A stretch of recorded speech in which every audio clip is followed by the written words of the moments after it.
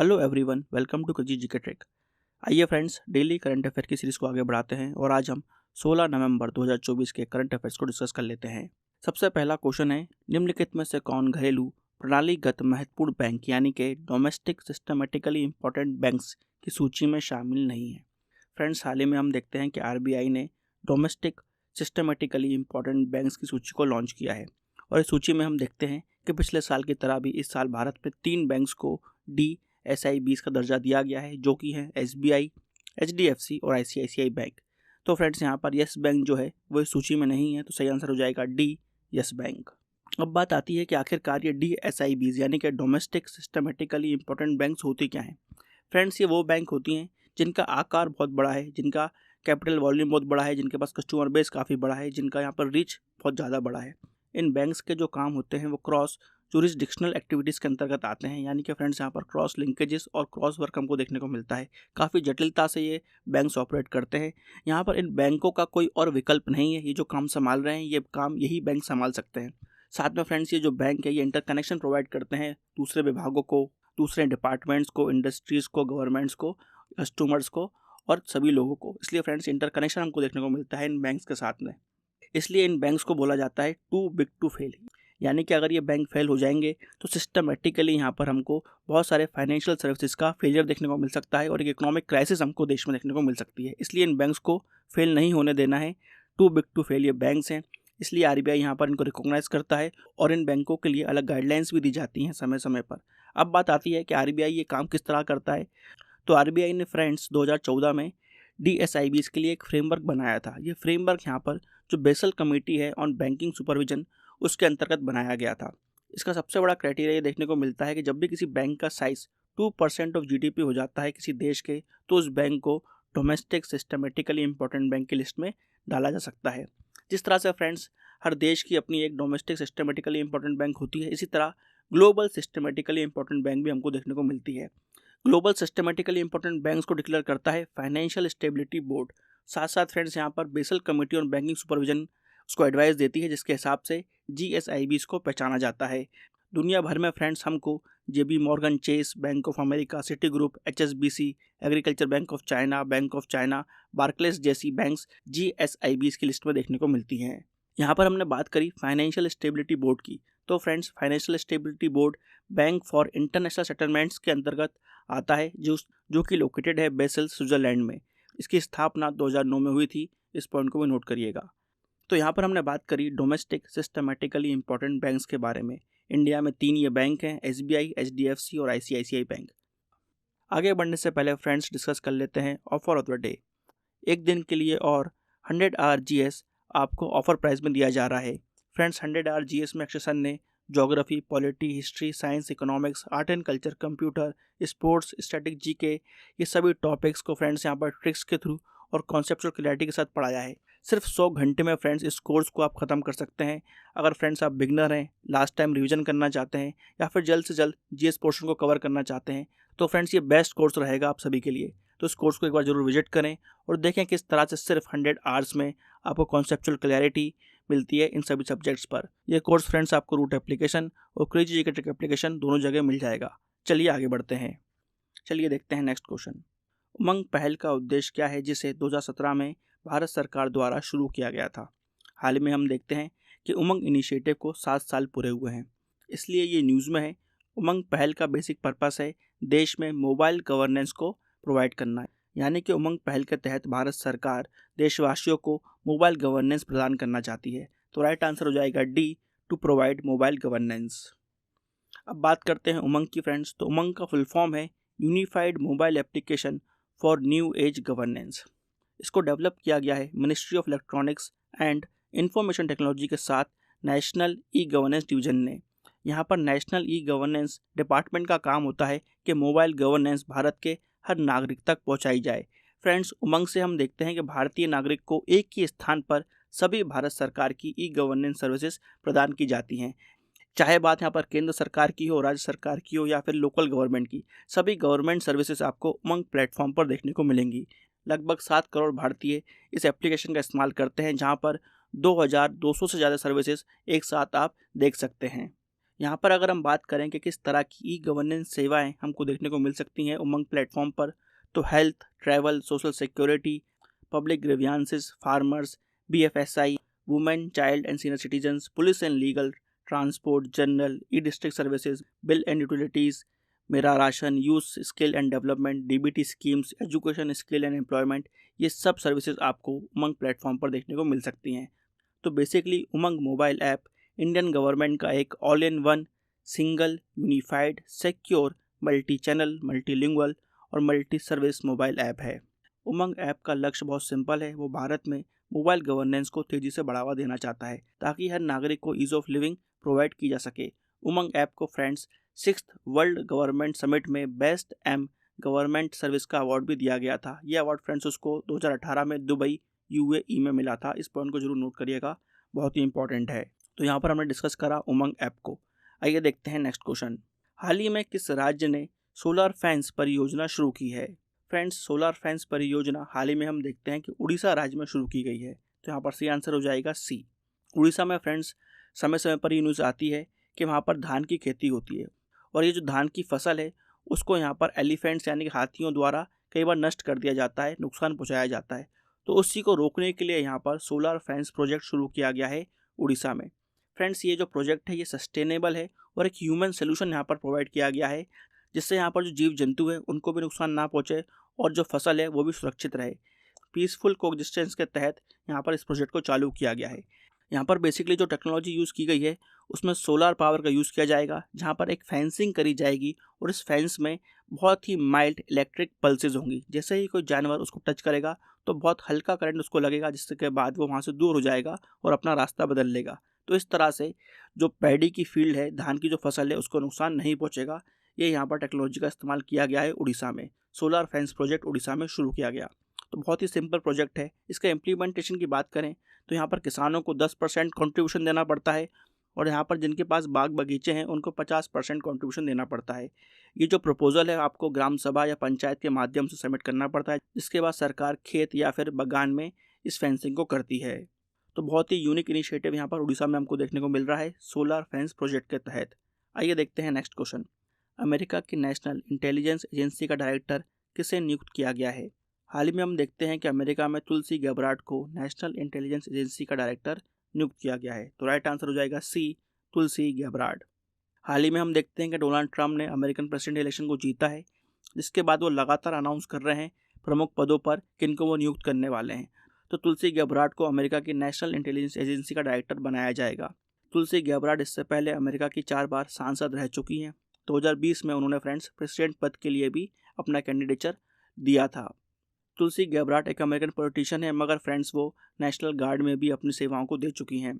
इसके अलावा Donald Trump ने विवेक रामास्वामी और एलन मस्क के नेतृत्व में डिपार्टमेंट ऑफ गवर्नमेंट एफिशिएंसी को भी बनाया है।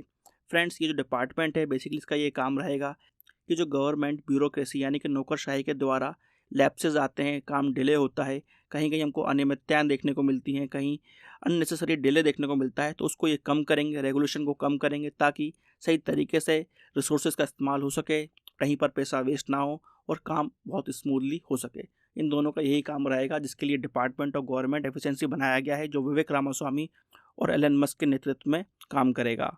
चलिए देखते हैं नेक्स्ट क्वेश्चन। नवंबर 2024 में नई दिल्ली में पहले बोडोलैंड महोत्सव का उद्घाटन किसने किया? तो फ्रेंड्स, यहाँ पर पहले बोडोलैंड फेस्टिवल का उद्घाटन नई दिल्ली में प्राइम मिनिस्टर नरेंद्र मोदी जी द्वारा किया गया है। तो राइट आंसर ए, prime minister Narendra Modi.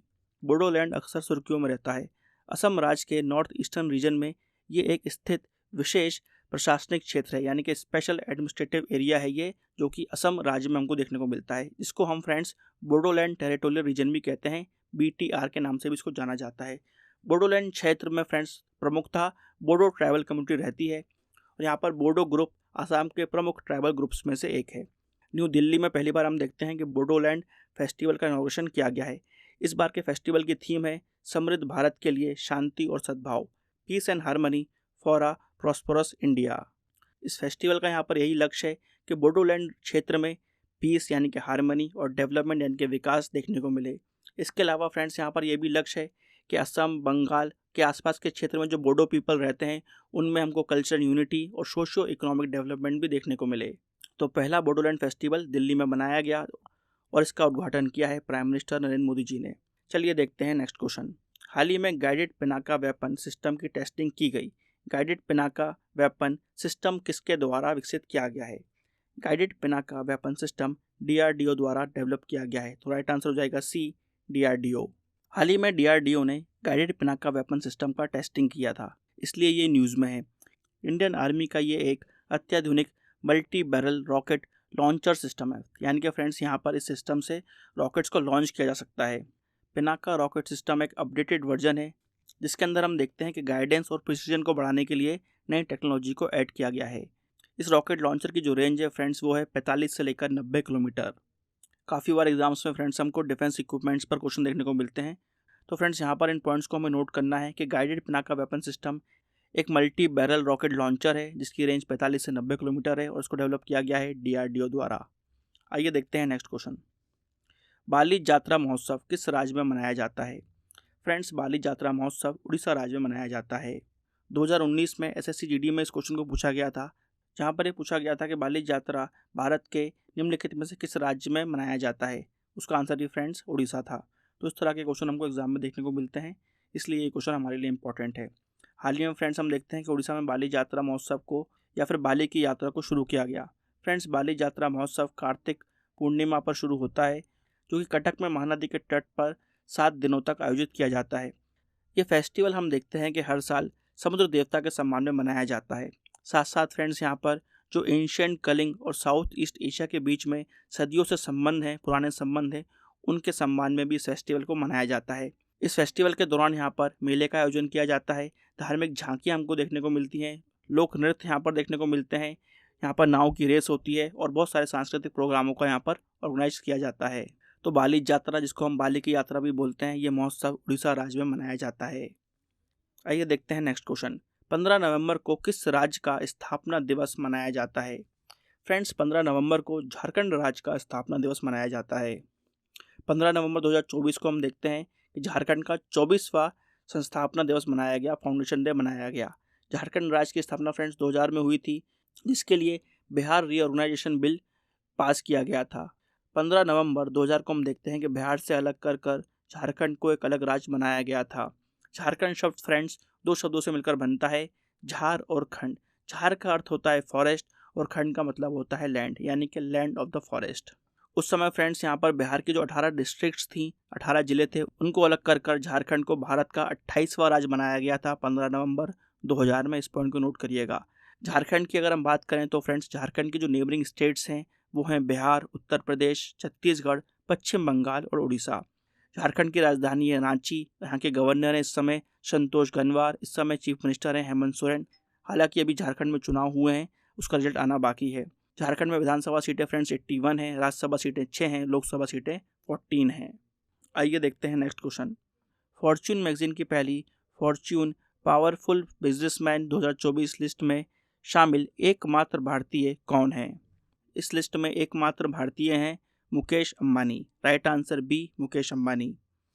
Friends, नवंबर 2024 में हम देखते हैं कि अमेरिका की फॉर्च्यून मैगजीन ने अपनी पहली फॉर्च्यून पावरफुल बिजनेसमैन 2024 की लिस्ट जारी की है।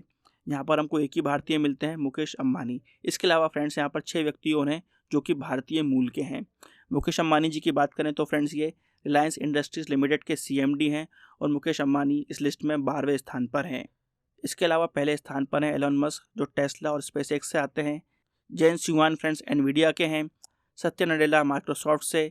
Warren Buffett Berkshire Hathaway. Jamie Dimon JP Morgan Chase से आते हैं। ये रही टॉप 5 बिजनेसमैन की लिस्ट। आइए देखते हैं नेक्स्ट क्वेश्चन। नवंबर 2024 में यूनेस्को के इंटर गवर्नमेंटल ओशिनोग्राफिक कमीशन ने उड़ीसा के कितने गांवों को सुनामी रेडी का दर्जा दिया है? तो फ्रेंड्स, उड़ीसा के 24 गांव सुनामी रेडी हो चुके हैं। इसकी दर्जा यहाँ पर दिया गया है यूनेस्को के इंटर गवर्नमेंटल ओशिनोग्राफिक कमीशन द्वारा। Right answer B, 24। आइए फ्रेंड्स यहाँ पर समझते हैं कि आखिरकार सुनामी रेडी होना क्या होता है। सुनामी रेडी एक इंटरनेशनल प्रोग्राम है जिसका यहाँ पर ये मोटिव है कि जैसे ही कभी कोई सुनामी आती है तो उसको खतरे को कम करा जा सके। यहाँ पर जो कम्युनिटी वहाँ पर रहती है, जो लोग उस स्थान पर रहते हैं जहाँ पर सुनामी का खतरा है, उनको सुनामी से निपटने के लिए तैयार किया जा सके। इंडोनेशिया में दूसरे ग्लोबल सुनामी सिम्पोडियम प्रोग्राम को यूनेस्को द्वारा आयोजित किया गया था, जहां पर यूनेस्को ने उड़ीसा के 24 गांवों को सुनामी रेडी का दर्जा दिया है। उड़ीसा के जिन गांव के नाम की घोषणा की गई है उनमें से फ्रेंड्स बालासोर, भद्रक, केदारपाड़ा, जगत सिंहपुर, पुरी और गंजम डिस्ट्रिक्ट के गांव शामिल हैं। सुनामी जो शब्द है ये एक बेसिकली जापानी शब्द है जिसका अर्थ होता है समुद्र की बड़ी लहरें। तो फ्रेंड्स यहाँ पर हमने 16 नवंबर 2024 के सभी करंट अफेयर को डिस्कस कर लिया है। अब समय है फ्रेंड्स 15 नवंबर के करंट अफेयर को रिवाइज करने का। तो आइए शुरू करते हैं 15 नवंबर के करंट अफेयर्स को रिवाइज करना। पहला क्वेश्चन है रीजनल कॉम्प्रिहेंसिव इकोनॉमिक पार्टनरशिप पर कब हस्ताक्षर किए गए थे? तो राइट आंसर है यहाँ पर ए 2020। दूसरा क्वेश्चन, कौन सा अनुच्छेद सुप्रीम कोर्ट को कंप्लीट जस्टिस प्रदान करने के लिए डिग्री या आदेश देने का अधिकार देता है? Right answer D article 142। Third question है निम्न में से किसे Dominica highest national honour Dominica award of honour से सम्मानित किया जाएगा? तो फ्रेंड्स यहाँ पर हम देखते हैं कि हमारे प्रधानमंत्री नरेंद्र मोदी जी को इस अवार्ड से सम्मानित किया जाएगा। Right answer C. Fourth question, 15 नवंबर को जनजातीय गौरव दिवस किसकी बर्थ एनिवर्सरी पर मनाया जाता है? तो फ्रेंड्स ये दिवस बिरसा मुंडा जी की बर्थ एनिवर्सरी पर मनाया जाता है। Right answer C. Fifth question, नवंबर 2024 में भारतीय नौसेना द्वारा coastal defence exercise Sea Vigil का कौन सा संस्करण आयोजित किया जाएगा? तो फ्रेंड्स इसका हमको 4th संस्करण देखने को मिलेगा। Right answer C. Six question, नवंबर 2024 में Maharatna company Indian Oil Corporation Limited का चेयरमैन किसे नियुक्त किया गया?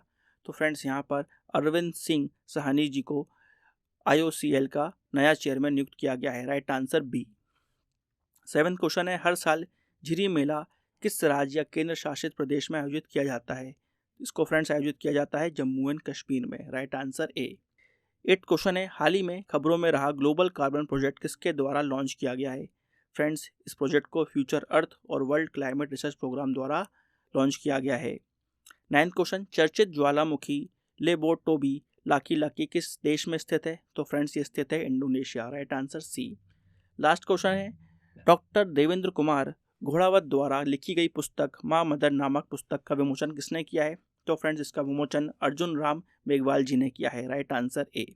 यहाँ पर हमने 15 नवंबर के क्वेश्चंस को रिवाइज कर लिया है। आइए अब देखते हैं क्वेश्चन ऑफ द डे। सबसे पहले कल के क्वेश्चन ऑफ द डे को डिस्कस कर लेते हैं। कल का पहला क्वेश्चन था लिप्जिक की लड़ाई किस वर्ष लड़ी गई थी? तो उसको लड़ा गया था 1813 में। सेकेंड क्वेश्चन है RBI के पहले गवर्नर कौन थे? तो friends sir Osborne Smith RBI के पहले गवर्नर थे। थर्ड क्वेश्चन, कौन सा एंजाइम प्रोटीन को अमीनो एसिड में ब्रेक करता है? तो फ्रेंड्स प्रोटियासिस एंजाइम प्रोटीन को अमीनो एसिड में ब्रेक करता है। आई होप आप सभी ने सही आंसर दिए होंगे। आइए देखते हैं आज के क्वेश्चन ऑफ द डे जिनका आंसर आपको कमेंट बॉक्स में देना है। पहला क्वेश्चन है अमेरिकन इंडिपेंडेंस डे कब मनाया जाता है? सेकंड क्वेश्चन, हाल ही में किस एयरलाइंस को एयर इंडिया के साथ विलय किया गया? और लास्ट क्वेश्चन है भारत में कितने बायोडाइवर्सिटी हॉटस्पॉट हैं? इन तीनों क्वेश्चंस का आंसर फ्रेंड आपको कमेंट बॉक्स में देना है। तो फ्रेंड्स यहाँ पर हमने 16 नवंबर 2024 के सभी इंपॉर्टेंट करंट अफेयर्स को डिस्कस कर लिया है। आई होप आपको आज का ये सेशन इन्फॉर्मेटिव लगा होगा। ऐसा ही फ्रेंड्स करंट अफेयर देखने के लिए क्रेजी जीके ट्रिक के साथ जुड़े रहें। अगर आपने फ्रेंड्स हमारे चैनल को सब्सक्राइब नहीं करा है तो चैनल को सब्सक्राइब जरूर करें और इस वीडियो को लाइक करना ना भूलें। मिलेंगे फ्रेंड्स कल फिर एक बार करंट अफेयर की सीरीज के साथ। तब तक के लिए सबको bye bye and take care.